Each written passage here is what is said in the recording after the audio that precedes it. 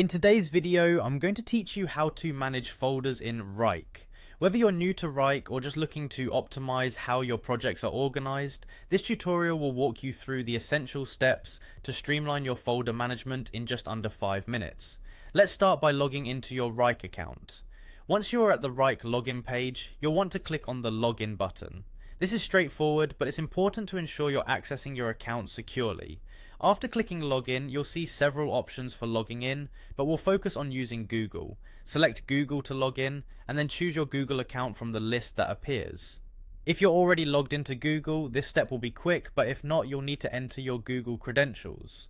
Now that you're logged into Wrike, head over to the particular project you want to manage. You can do this by navigating through the workspace menu to find and select your project. This might be a project you're currently working on or one that you want to organize better. Once you've accessed your project, the interface will display all the relevant project details, including its folders. To gain more control and insight into a folder, look for the drop-down arrow associated with the folder.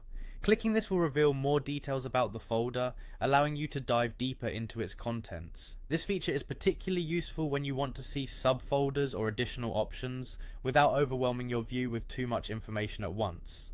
Next, if there's a specific folder you want to manage, like changing its settings or moving it, locate the 3 dots, often known as the More Options button, on the right side of the folder name.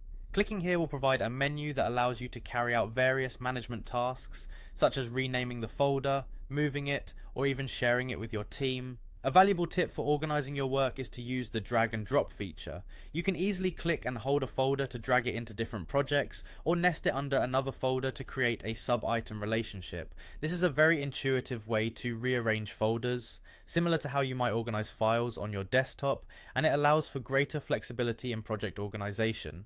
And there you have it. In these quick steps, you've navigated how to manage your folders efficiently in Wrike. Understanding how to utilize these features can significantly enhance your workflow, keeping your projects organized and manageable. Thank you for watching, and I hope this guide helps you get the most out of your Wrike experience. Remember to stay tuned for more tips and tutorials on optimizing your productivity.